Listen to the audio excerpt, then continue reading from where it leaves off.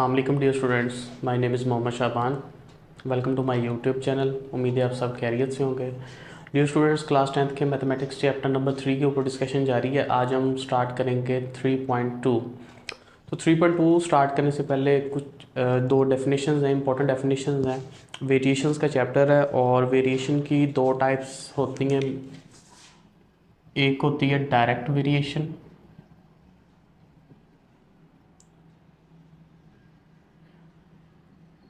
ठीक है। अब वो डायरेक्ट वेरिएशन क्या होती है कि दो वैल्यूज़ हैं, दो क्वांटिटीज़ हैं, एक के बढ़ने से दूसरी भी बढ़ती है और अगर एक कम होती है तो दूसरी भी कम होती है, ठीक है। जैसे फॉर एग्ज़ाम्पल अगर हम टाइम का और अपनी एज का कंपैरिजन करें तो जैसे जैसे टाइम बढ़ रहा है साथ साथ हमारी एज भी बढ़ती जा रही है, ठीक है। तो इस तरह बेटा हम कह सकते हैं कि ये एक डायरेक्ट रिलेशन है दोनों क्वांटिटीज़ के दरमियान। तो x directly proportional to y, इसको हम कुछ इस तरह लिख सकते हैं r directly proportional to t, ठीक है। s directly proportional to u, कुछ भी दो क्वांटिटीज़ के दरमियान सिंबल जो है वो, ये जो सिंबल होता है इसको प्रोपोर्शनैलिटी का साइन कहते हैं। फिजिक्स के अंदर भी हमने पढ़ा था। तो इसी तरह इन्वर्स वेरिएशन,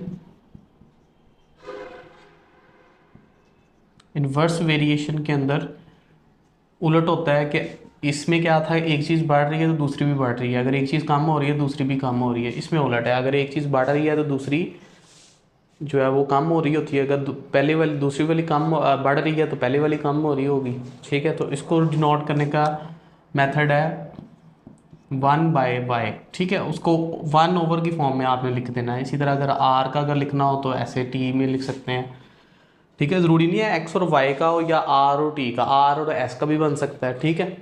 तो ये आपका पेज के ऊपर 3.1 जहाँ पे ख़त्म हो रही है उधर ही लिखा हुआ है direct variation. If two quantity are related in a such way that increase, अगर एक इंक्रीज और साथ ही ब्रैकेट में उसने डिक्रीज लिख दिया इन वन क्वांटिटी, ठीक है, in other and also increase या डिक्रीज इन अदर क्वांटिटी, ठीक है, then the variation is called direct variation. इसी तरह 55 पेज के ऊपर भी इन्वर्स वेरिएशन की definition, if two quantity are related in such a way that one quantity increase other is decrease, कि एक बढ़े और दूसरी कम हो जाए, उसको हम इन्वर्स वेरिएशन कहते हैं। नेक्स्ट मूव करते हैं 3.2 एक्सरसाइज हमारी है। उसमें वो कहता है if y varies directly x।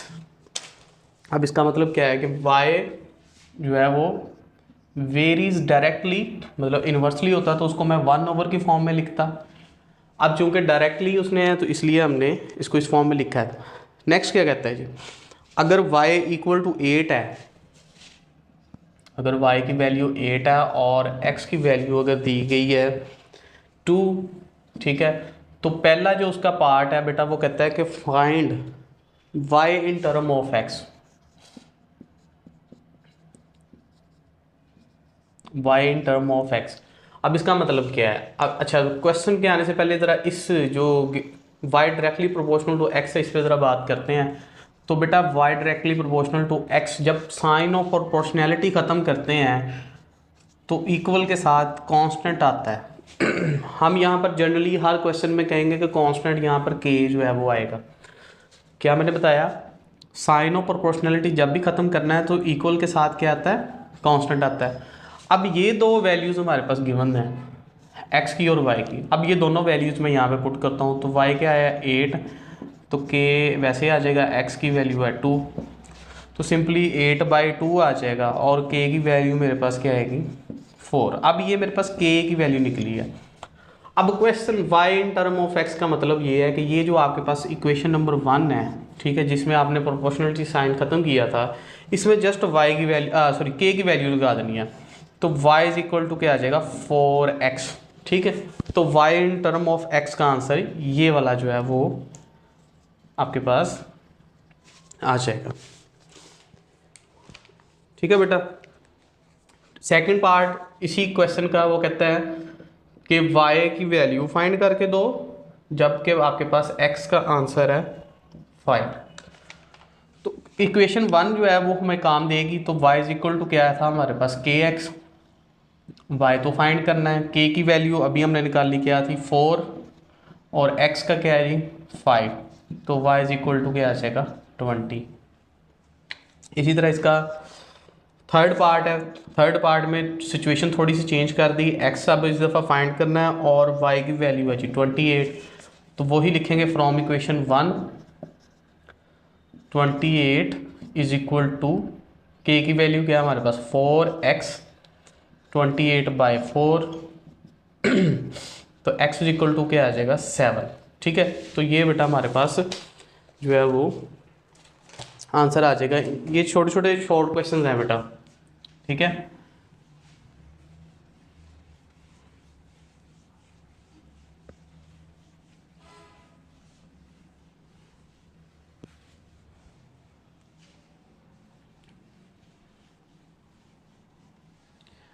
इसी तरह बेटा नेक्स्ट हमारे पास आ जाता है क्वेश्चन नंबर 2। क्वेश्चन नंबर 2 भी सेम इसी तरीके से ही है। पहले उसने बोल के कहा था Y varies directly as X, अब उसने खुद बना के दे दिया है। कभी वो बोल के कहेगा, मतलब स्टेटमेंट की फॉर्म में कुछ चीज़ों को गिवन देगा, सम टाइम वो मैथमेटिकल फॉर्म में, जैसे यहाँ पे आप देखो मैथमेटिकल फॉर्म में उसने कहा Y directly proportional to the X, और साथ ही उसने y की वैल्यू दी है 7 और x की वैल्यू दी है जी 3। ठीक है, और पहला क्वेश्चन उसने पूछा है कि y in term of x, और सेकंड क्वेश्चन जी उसने पूछा कि x की वैल्यू फाइंड करनी है, जबकि आपके पास y जो है वो 35 है। ठीक है, और इसी का आगे एक और पार्ट है, वो कहता है कि y फाइंड करके देना है जब आपके पास x जो है वो 18 है। ठीक है, तो अब इन तीनों क्वेश्चंस दोनों क्वेश्चंस पे वर्क करते हैं। तो पहले तो y in term of x के लिए आपको पता है k की वैल्यू ज़रूरी है, और प्रोपोर्शनलिटी का साइन ख़त्म करेंगे तो कांस्टेंट आएगा, और y की वैल्यू 7 है इज इक्वल टू x की है जी 3, तो आपके पास जो आएगा k इज इक्वल टू क्या आ जाएगा 7/3। ठीक है, अब इस k की वैल्यू इस इक्वेशन 1 में पुट करेंगे तो y इज इक्वल टू क्या आ जाएगा 7/3x। ठीक है बेटा, तो ये y in term of x का आंसर आ जाएगा आपके पास। इसी तरह नेक्स्ट ये वाला पार्ट अगर हम देखते हैं तो हमारे पास जो वैल्यू बनेगी वो y इज इक्वल टू के x हमने फाइंड करना है, तो y क्या है जी हमारे पास 35 और k की वैल्यू क्या है हमारे पास 7/3। ठीक है, तो 35 multiply by 3 is equal to 7x, 35 multiply by 3/7 is equal to x, तो 7 5 35 और x इज इक्वल टू क्या आ जाएगा हमारे पास 15 जो है वो हमारे पास आएगा।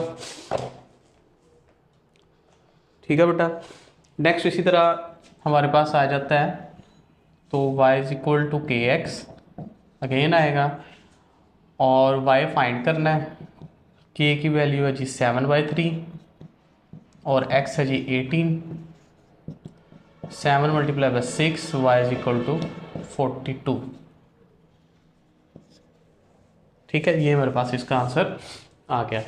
तो एक ही क्वेश्चन के अंदर देखो ना, उसने पार्ट नंबर 2 के अंदर 2 क्वेश्चन पूछे थे कि जी x फाइंड करके तो जब आपके पास y ये हो, फिर उसने पूछा y फाइंड करके तो जब आपके पास x ये हो। तो अब इन दोनों क्वेश्चंस में जो मेन चीज़ है वो ये कि k की वैल्यू सेम हमने पुट की है, वो जो हमने स्टार्ट में वैल्यू जो फाइंड की थी। तो क्वेश्चन बहुत ईजी है बेटा, सिर्फ थोड़ी सी तवज्जो से करने वाले हैं।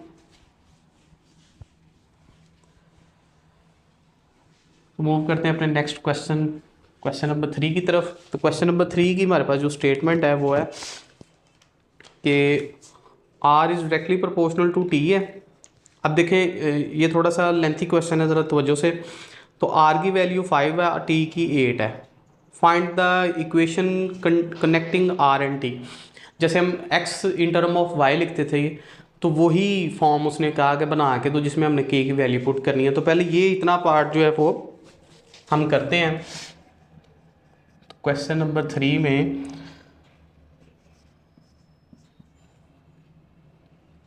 r जो है वो 5 है और t जो है वो 8 है। अभी मैं सिर्फ इतना क्वेश्चन जो है ना वो करता हूँ।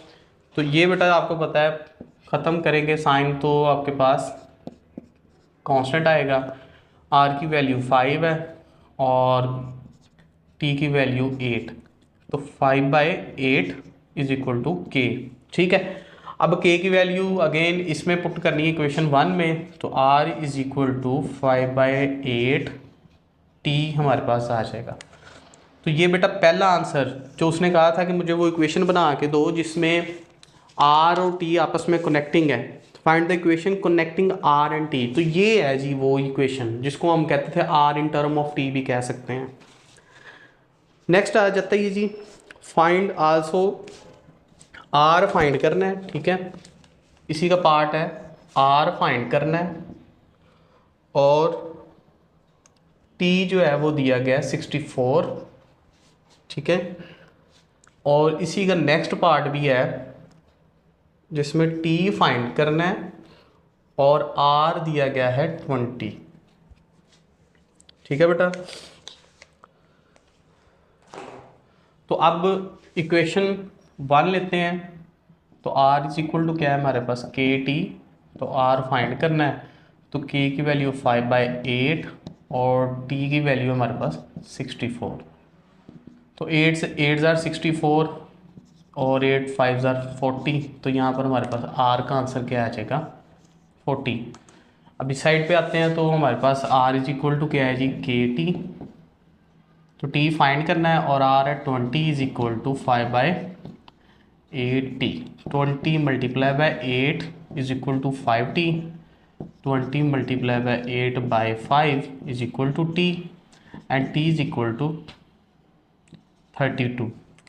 ठीक है, ये 5 4 ज़ार 20 एंड 8 4 ज़ार 32 हमारे पास ये आंसर आ जाता है। ठीक है बेटा, इसी तरह नेक्स्ट हम क्वेश्चन नंबर 4 की तरफ मूव करते हैं। क्वेश्चन नंबर 4 में भी जो हमारे पास वैल्यू है वो है, लेकिन इस दफ़ा जो है वो R is directly proportional to T square आ गया है। ठीक है, और आर की वैल्यू उसने दी है जी 8 और टी दिया है जी 3। ठीक है, तो पहले मैं इस इतने क्वेश्चन को जो है वो सॉल्व करूँगा। तो आर इज इक्वल टू के टी स्केयर, तो आर की वैल्यू है जी 8 और के की वैल्यू तो फाइंड करनी है, तो टी आ जाएगा हमारे पास ये, तो 8 इज इक्वल टू 9k, तो k इज इक्वल टू 8/9। ठीक है, तो अभी ये आंसर नहीं आया बेटा, आंसर क्या आएगा हमारे पास, k की वैल्यू अगेन पुट करनी है इसमें इक्वेशन 1 में, तो r is equal to 8/9 T square, ये मेरे पास आंसर आएगा। ये भी मैंने फर्स्ट आंसर हमारा ये निकला है। ठीक है, सेकंड इसका देखते हैं कि वो क्या कहता है। सेकंड उसने बोला है कि r फाइंड करो जबकि t 6 है, t जो है वो 6 है, तो r इज इक्वल टू के टी स्क्वेयर आएगा, तो r इज इक्वल टू के की वैल्यू है जी हमारे पास 8/9 और t की वैल्यू 6 का स्क्वेयर, तो r is equal to 8/9 multiply by 36।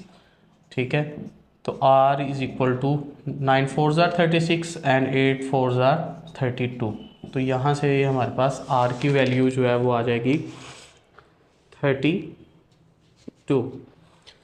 Question number 5 भी सेम बेटा इसी तरीके से है, तो मैं आप नेक्स्ट करता हूँ क्वेश्चन नंबर 6।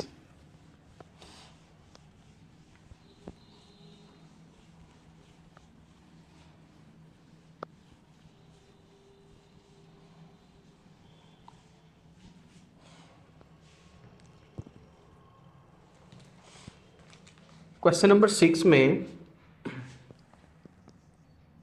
जो उसकी गिवन स्टेटमेंट है वो कहता है कि W varies directly U cube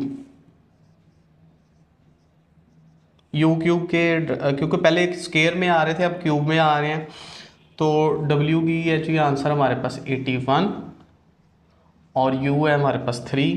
ठीक है, और डॉट के बाद अगला पार्ट आपको पता शुरू हो जाता है, वो उसमें वो कहता है कि मुझे फाइंड करके दो, W फाइंड करके दो जबकि आपके पास U की वैल्यू है 5। ठीक है बेटा। अब सबसे पहले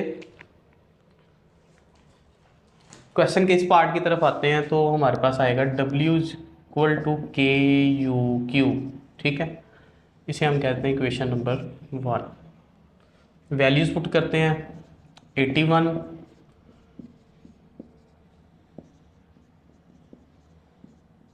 27,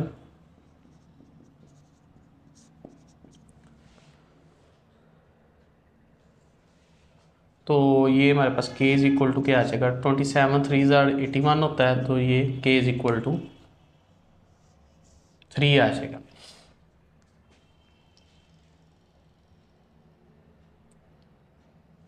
उसके बाद इक्वेशन 1 के अंदर इसकी वैल्यू पुट करनी है, W is equal to 3u³ जो है वो हमारे पास वैल्यू आ जाएगी।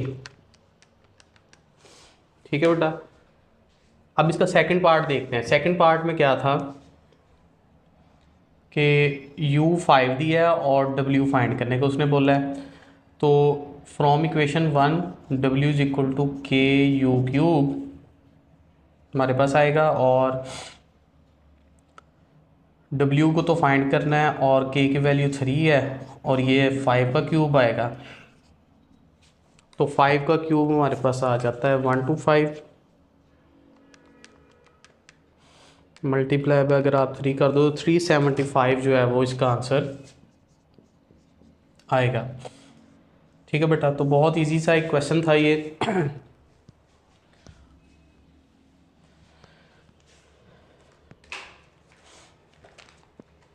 नेक्स्ट है जी क्वेश्चन नंबर हमारे पास 7। तो क्वेश्चन नंबर 7 में y जो है वो वेरीज इन्वर्सली। अब पहले जितने भी हमने क्वेश्चंस किए हैं उसमें वेरीज डायरेक्टली कह रहा था, या गिवन में डायरेक्टली था, या उसने स्टेटमेंट की फॉर्म में डायरेक्टली वर्ड यूज़ किया था। अब इसने इन्वर्सली बोला है, तो इसको हम 1/, की फॉर्म में लेके जाएंगे, 1/x। ठीक है, और x इज इक्वल टू हमारे पास